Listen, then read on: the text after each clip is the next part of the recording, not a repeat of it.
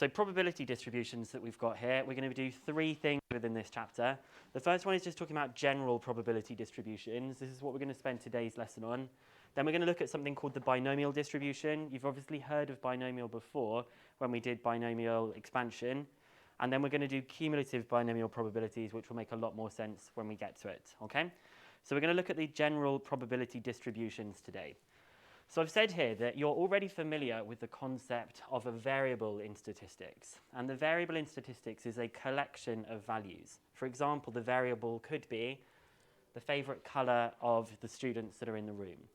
So it could be something like this, where we would say that if capital X represented favorite color, lowercase x represents the different kinds of outcomes that you could have. So you could have red, green, blue, orange. And then we've got this other thing here, which we'll try and explain exactly what it means in just a second, but you can probably have a bit of a guess of what that means. So if each of these favorite colors is assigned a probability of occurring, it becomes a random variable, so that this x that we're talking about here becomes a random variable. It's a random variable because we could randomly pick someone from the class about their favorite color, and we could see which of these colors that it would actually occur with. It's a variable because the color can vary between different things. So what I've written in this blue box here is that a random variable, capital letter X, represents a single experiment or trial. It consists of outcomes with a probability for each one. So the capital letter X is the single experiment or trial in a particular thing that we're doing. So what I've written here, this phrase that we've got at the bottom of the table, the probability that X is equal to X. The P at the beginning means the probability that. Capital X says that it's the outcome of the random variable X was the specific outcome little x. So capital X is to represent all of the possible colors. Little x is referring to one of the specific colors in this example that we've got here. And you can see I've written that here. X is a random variable, but little x is a particular outcome. So a shorthand for writing P brackets capital X equals little x is just little p brackets x. And I've said that you change from it being a capital P to a lowercase p. It's just to be familiar about how these things might be shown to you. It's like saying, this one here is like saying the probability that the outcome of my coin throw was heads, the probability that the outcome of my coin throw was a particular thing heads, versus just saying the probability of heads, the probability of heads. So it's just slightly different language, but they mean the same kind of thing. And we're going to try and think about how we might use these tables that we've got here. So there's a couple of different things we need to know about probability distributions. They can be represented in different kinds of ways. So I've said here that there are two ways to write the mapping from the outcomes to the probabilities. The outcomes in the previous example was the colors, and the probabilities were the thing that were the numbers in the row below it. There are two ways that you can write it. First of all, you can write it as a function. This is the kind of function that we've got written here. And I'm going to break down what this means in just a second. Or you could write it as a table. So these functions sometimes look a bit weird. They've got this curly bracket at the beginning. And this curly bracket means that we have a piecewise function. Piecewise function is just a function that's been split up into a few different bits. It simply means that we choose the function from a list depending on the input. So we'll try and break down exactly what this means here, but it's saying that if x is 1, 2, 3, or 4, you find the probability of that x by just multiplying it by 0.1. Otherwise, if x is a different number, its probability is 0. And that's what I've written here. For example, if x was equal to 2, then the probability would be 0.1 multiplied by 2. So it's kind of like a posh way of doing substitution and trying to represent all of these different things happening. So we've said for this first one, if x was 2, the probability would be 0.2. And if x was 1, the probability would be 0.1. It would be 0.3 here, and it would be 0.4. If I did have another value in the table, the probability would be 0, because if x is not in that list, the probability is just going to be equal to 0. What do you notice about these probabilities that we've got here? Yes? The probabilities add up to 1. So it's again going back to some of those things from GCSE about the probabilities all adding up to 1. So let's have a look at an example that we're going to try and draw a probability distribution for something. It says the random variable x represents the number of tails when 3 coins are tossed. Write down the probability distribution as a table and as a function. Okay, so we're going to try and first of all figure out what the probabilities are going to be here. We've got 3 coins are being tossed, so we need to write down all of the possible outcomes. We could, when we toss the coin, we could get heads, heads, heads. I'm now going to switch it so that we could have heads, heads, tails. I could do tails on the second coin, or I could have tails on the first coin. So I've now done one of the options where there's no tails, 3 options where there's 1 tails. What do you think I should do next when I'm listing these?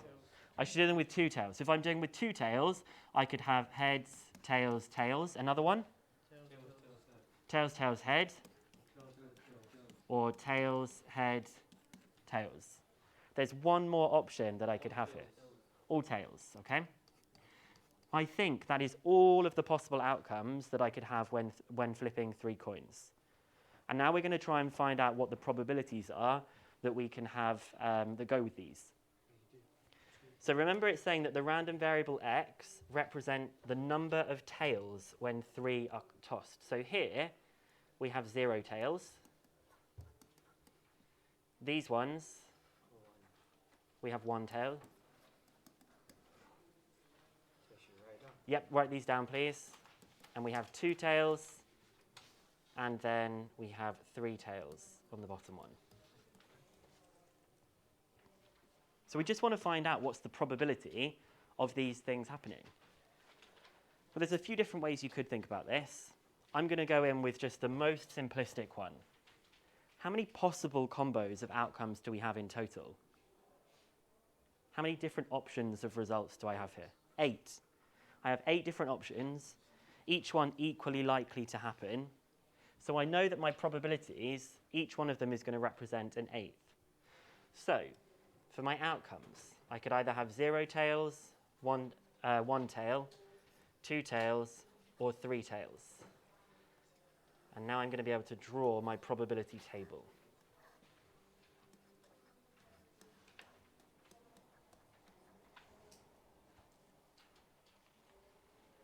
So my probability of getting 0 tails will simply be an 8th, because there's only 1 out of 8 ways of getting 0 tails. What should it be for 3 tails? Sorry, not 3 tails. What should it be for 1 tail? 3 out of 8. There are 3 out of 8 ways of getting that. And it's going to be the same for 2 tails. There are 3 different ways out of 8 of ending up with 2 tails like this. And then last of all, for 3 tails that we've got here, it's also going to be 1 out of 8. So this that we've written is our probability distribution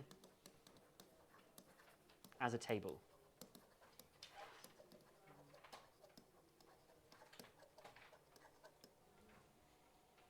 And now the next thing that we want to do is to write it as a function.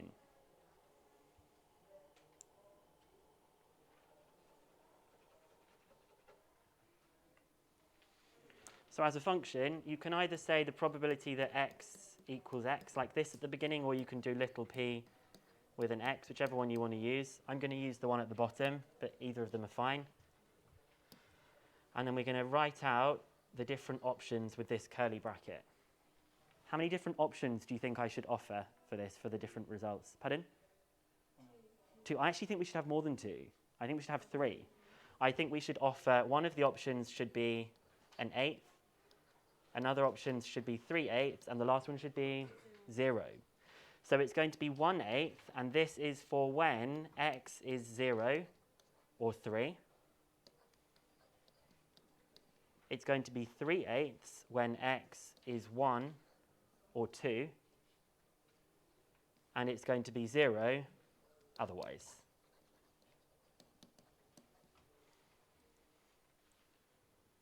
So I'll just give you a chance to finish writing this down.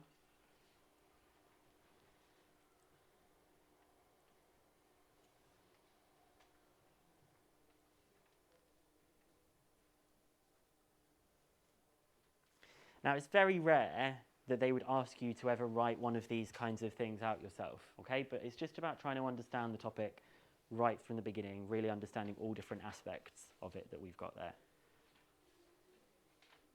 Everyone got that down? Nearly?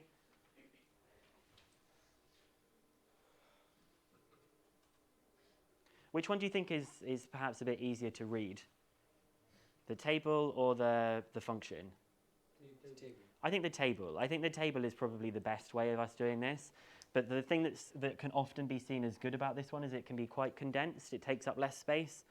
This one I think is a lot easier for us as humans just to understand the probabilities that go with it. This one maybe is a little bit smaller, a little bit neater, but I think it's a bit harder to understand. So that's just what probability distributions look like. We're now going to try and actually do some things with them. But the first one I want to talk about is a very special type of distribution, which is called the discrete uniform distribution. And I mention this because they love to do these little one-mark questions where they will show you a discrete uniform distribution and they will say, what is the name of this distribution?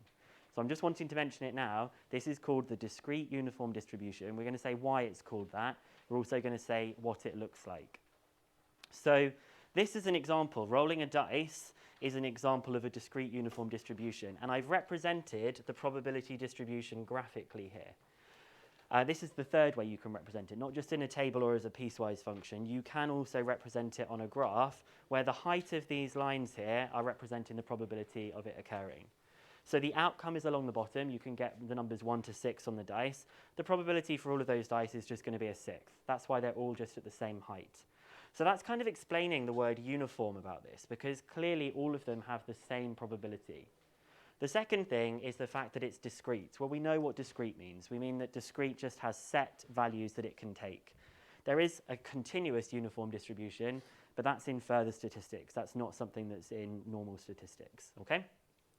So I've said here that the throw of a die is an example of a discrete uniform distribution because the probability of each outcome is the same.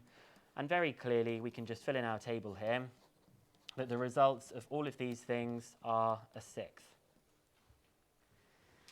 If they asked you about something and it had a discrete uniform distribution in the exam, if you can't remember the word discrete that goes with it, uniform is the most important word. You could describe the distribution as uniform to show that you understand that all of the probabilities would be the same.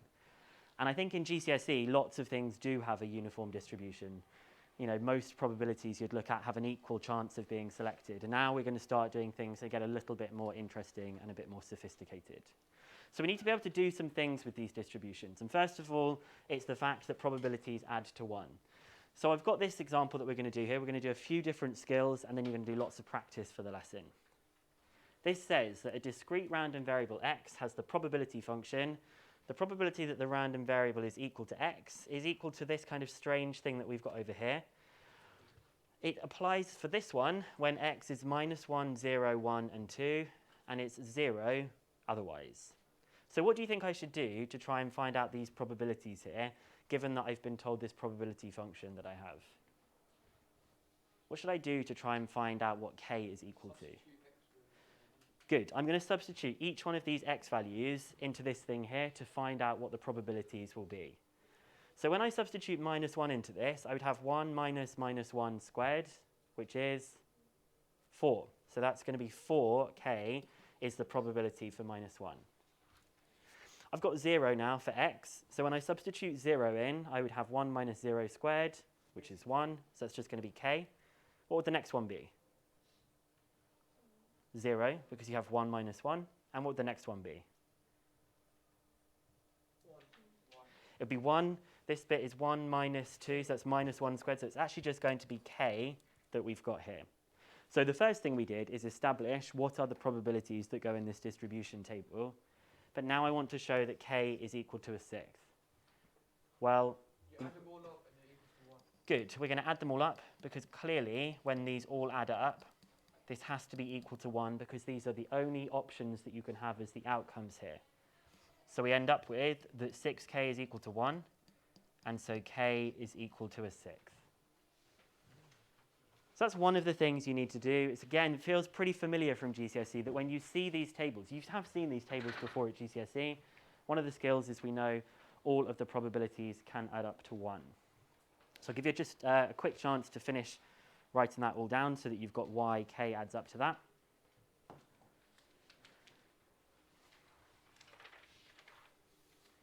And then the next thing is about how you can interpret these tables. This is something that maybe looks a bit weird, but actually is going to be pretty straightforward. So we're talking about probability of a range of different things that we've got here. So this is really testing, do you understand how inequalities work? Let's say that we've established this is our probability distribution table. The outcomes are 2, 3, 4, and 5. There are no other outcomes that we could have here. How do I know there's no other outcomes that could happen for this table?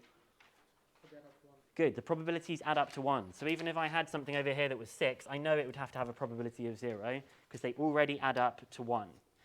So we just need to interpret what this means. It's now saying, what's the probability that your outcome is greater than 3? Well, greater than 3 doesn't say it could be equal to 3. So it's actually just going to be the same as which two probabilities?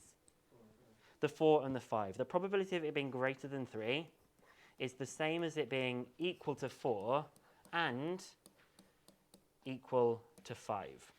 So it's just 0.2 plus 0.4, so it's 0.6.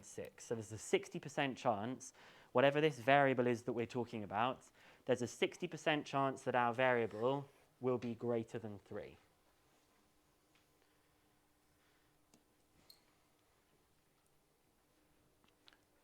What probabilities do you think it should be for my second question that I've got here? I want it to be for 2 and 3. I want to say that it's the probability that x could be equal to 2 and the probability that x could be equal to 3. Obviously, you don't include 4 because it needs to be less than 4. 2 is 0.1 and 3 is 0.3. So our answer is 0.4. And then our last one's a bit strange, right? Our last one has got something that looks like this. Any suggestions of what we could do to the thing that's inside the bracket that we've got there? Yeah. Say that again. So we could manipulate this. We could subtract 1, so we get the probability that 2x is greater than or equal to 5. But I still think there's more that we can do to this inequality that we've got there. Divide it by 2 as well. We're actually solving this inequality. So it's going to be the probability that x is greater than or equal to 2.5. So really what we did, we took this inequality as 2x plus 1 is greater than or equal to 6, and we just solved it. So it's okay that we've got a decimal there. The probability that x is greater than or equal to 2.5 is which numbers? 3 and 4. 3, 4, and 5. So I'm going to just do that nice and quick. It's just going to be the probabilities. It's going to be 0.3, 0.2, and 0.4 because it's the 3, the 4, and the 5. So that's 0.9 for that probability. So very rarely, I've not seen them do this so much in the new specification, but it could be something they do. I've seen it come up in old exam papers. There's no reason why they couldn't put it in with an inequality type question that we've got there. So I'm going to just flip to the next page, and I want you to have a go at answering this question that you've got here, okay? So it's got a biased four-sided dice with numbers 1, 2, 3, and 4 is rolled. The number on the topmost face is modelled as a random variable x. Given this probability, find the value of k, find the probability distribution in table form, and find the probability of these different things that you've got here. So I want you to have a go at this one yourself, and then you can have a look at my answers in just a second. And then we're going to practice some of exercise 6A.